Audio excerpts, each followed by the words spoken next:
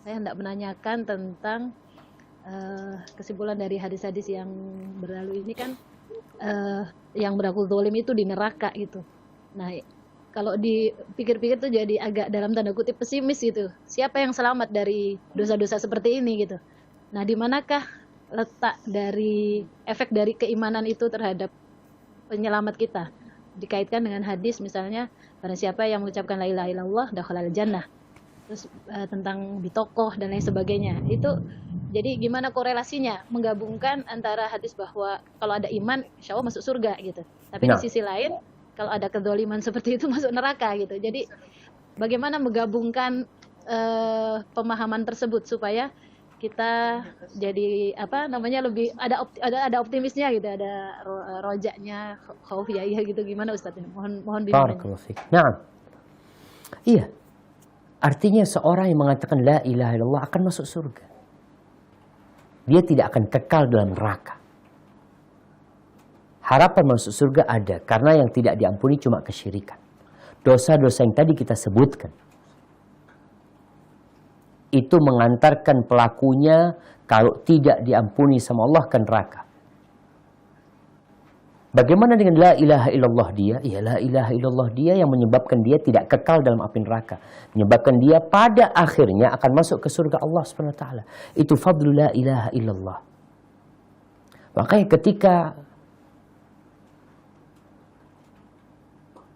Rasul sallallahu alaihi wasallam mengatakan kepada Mu'adz tentang hak Allah atas hambanya, hak hamba atas Allah.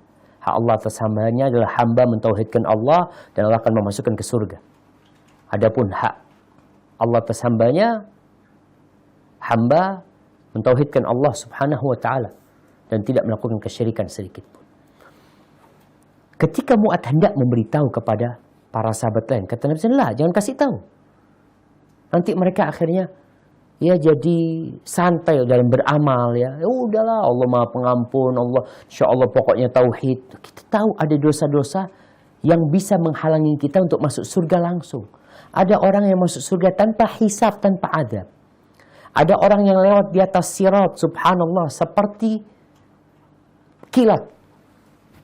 Ada yang merangkak, ada yang terluka-luka, baru dia sampai ke sana.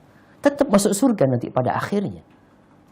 Tapi ada yang masuk ke dalam api neraka terlebih dahulu. Maka hubungan hadis tadi, kita beribadah kepada Allah harus antara khauf dan roja. Bukan roja yang menyebabkan kita santai, kita mendolimin orang. Oh, yang penting kan ana tauhid, ana la ilaha illallah, ana beriman. Subhanallah. Ada orang-orang gara-gara dosanya ini mati tidak bisa mengatakan la ilaha illallah. Su'ul khatimah. Bahkan dosa-dosa ini bisa mengantarkan kepada kekufuran. Maka sekali lagi, kita beribadah kepada Allah bainal khauf wa raja. Tadi terakhir Anda sampaikan, innallaha yaghfiru dzunuba jami'an. Allah mengampuni semua dosa. Artinya kita jangan pernah putus asa. Tapi jangan juga kita besar kepala, merasa aman dengan la ilaha illallah kita melakukan kedzaliman, mau makan haram, mau apa. Anda kan bertauhid, Ustaz. Nggak seperti itu. Makanya selalu Allah sebutkan amanu wa amilus solihat. Dia beriman dan beramal soleh. Supaya kita tidak bergantung kepada hadis-hadis roja saja. Maka kita kumpulkan korelasinya tadi.